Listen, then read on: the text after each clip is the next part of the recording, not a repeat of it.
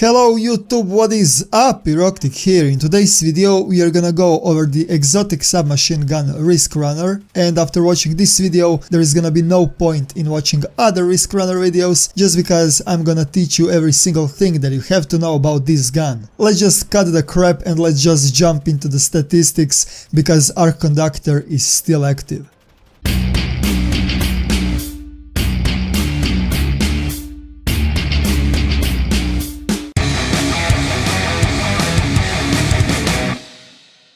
So like I already said, the Riskrunner is exotic submachine gun, and his unique passive perks are arc conductor and the superconductor. When taking arc damage, this weapon becomes more powerful and resists incoming arc damage, kills extend the time in this overcharged state, and when the arc conductor is active, shots fired have the chance to become chain lightning and return ammo. And let's just stop right here. It says have a chance to become chain lightning and return ammo. And by looking the footage in the background you can clearly see that the arc conductor is active all the time.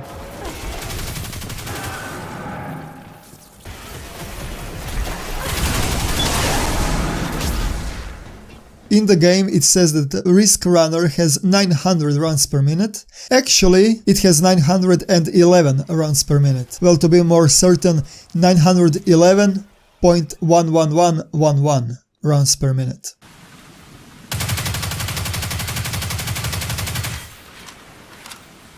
Or in the other words, this weapon is gonna fire 15 bullets per second. And by the way, this 911 rounds per minute works on the enemies only that you're gonna kill in less than 41 bullets, since the Riskrunner has the 41 bullet mag. Don't get confused. In the Destiny 2 there are enemies that require more magazines to kill. The time to kill is longer, which means you're gonna also have to calculate a reload time in these rounds per minute. Speaking of the reload time on the Riskrunner is 2.3 seconds.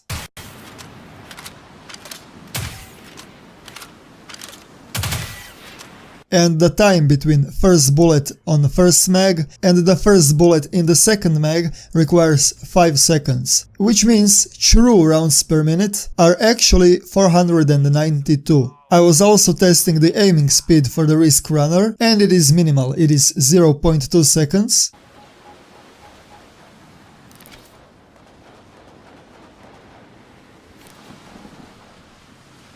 Which means you'll have no problems with aiming down the sight while shooting. And about his weapon swap speed, it is a little bit low. When you're swapping the guns, to equip the Riskrunner, it is gonna take 0.7 seconds. And yeah, weapon swapping has a big difference in this game, and you should definitely pick when to use the Riskrunner and when not. Just to give you a clear example, I was testing the weapon swap with the Gillard 42, and for the Gillard, the weapon swap is 0.4 seconds.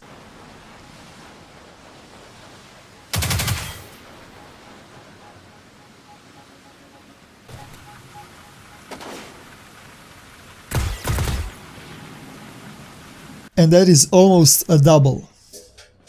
Mačak, kaj radiš?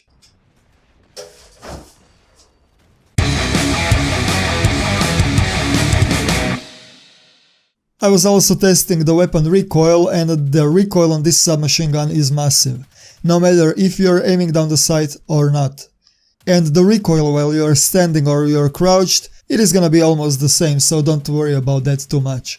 If you already do not know, this is my first game that I'm actually playing on the PS4, so I have a harder times to control the recoil, and this is the best control test that I have done.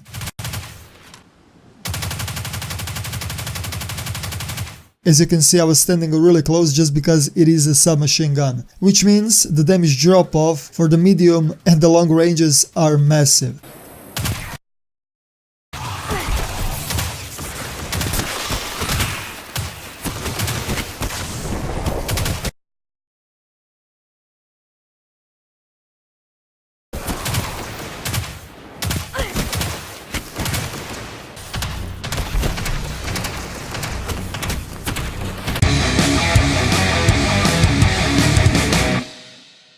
And now the final nail in the coffin, the DPS. I'm gonna give you a few DPS tooltips so you can understand what I'm talking about. The Riskrunner's DPS without of a crit is 653. If the Riskrunner crits 100% of the time, the DPS is gonna jump on 1427. And as you can see, he's most effective against the shields with really high 1943 damage per second. And the Riskrunner's DPS on the bosses is 637 without of the crits and 698 with the crits. All I can tell about his damage in the PvP, the minimal damage that you can do is 6, and in a close range it is gonna do up to 13. But Eroctic, there is also the Arc Conductor. Why are you not giving me a full tooltip? I wanna see the DPS with the buff. Here you go, bruh.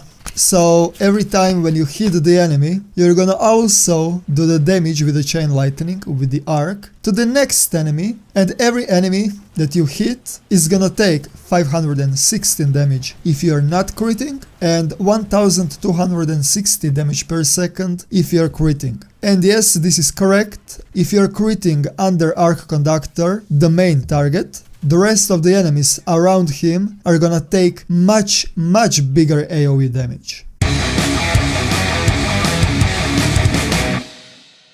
This gun is really situational. It requires the enemy to shoot at you so you can get the Arc Conductor buff on you. The Arc Conductor is gonna take 5 seconds, and after every arc damage taken, the buff is gonna refresh. Which means, as long as you are taking the arc damage, you're gonna be doing massive AoE damage. This screenshot right here that you are currently watching is the Riskrunner's AoE Arc Conductor. In this picture right here, I fired 5 bullets, non-crits are doing 43 damage, and crits are doing 94 damage. Each arc that the bullet creates chains 3 times. And to be more specific, like this. As you can see, the damage is reduced by 11.7%. And there are 2 more arcs that happened right here. And as you can see from this example, the arc is again chained 3 times, but this time the arc damage is reduced by 20.9%. And 2 shots didn't created the arc, so in this screenshot you can see that the arc is gonna happen 3 out of 5 times, or in the other words 66.666666.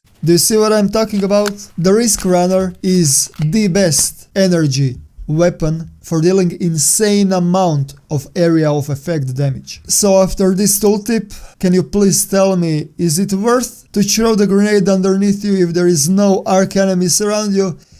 I think it is. And about the damage in the PvP, remember the damage is between 6 and 13? Well, if you manage to do the chain lightning between the enemies, the arc is gonna create 20 or 30 damage. If you land the arc shot on the enemy that is standing next to the enemy that you are shooting, with only 1 chain lightning, you're gonna do the damage like you have shot at the second target 3 times. And by shooting the primary target 3 times, anyone that is standing around this target is gonna be dead. And there is one more thing that I wanna point out. Forcing the Arc Conductor to trigger. I was testing the Riskrunner with the Striker subclass. When you throw the pulse grenade beneath you, it is gonna explode. Only first explosion is gonna do damage to you, and it is gonna also activate the Arc Conductor. Which means your enemies doesn't even have to create the arc damage. You can force the Arc Conductor with throwing the arc grenade underneath you. So I'm definitely recommending you to test arc subclasses and see on which way you can activate your Riskrunner. And please tell me in the comment section down below your way how you force the Arc Conductor to be active. Because this gun is definitely on top of my list. As long as you are taking the arc damage, no matter how big it is, you're gonna reload your weapon. Which means, for example, public event with that spider, there is a lot of trash enemies around you that are doing the arc damage. You can aim to his brain and fully auto this submachine gun, and the magazine won't deplete.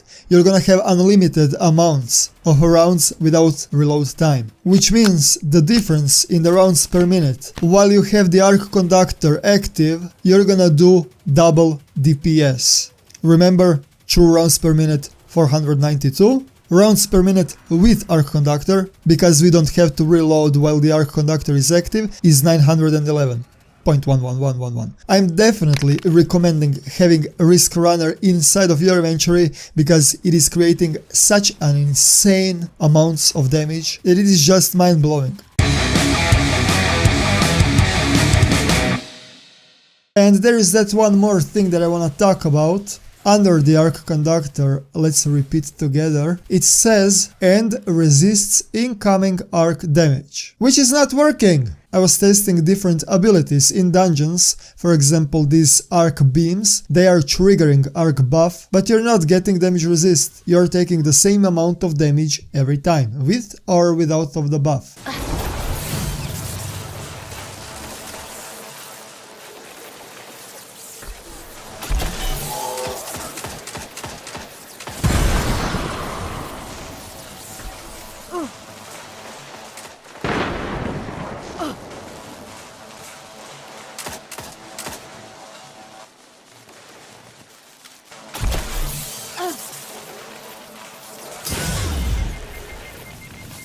And I was also testing the bullets from the enemies, the arc damage, and as you can see from this example right here, for this guy right here, it takes 4 bullet shots to bring me on red, with and without of the buff. Dear developers, if you're watching this video, I would really appreciate if you can fix this bug, or if you're thinking that the weapon is gonna be way too overpowered, and I think it will be, please remove this false information from the disclaimer. That is it for now, guys. I'm closing my story with the Riskrunner here. I would really appreciate if you click that subscribe button for the best Destiny 2 content. That is it for now. Thank you guys for watching and see you in the next one.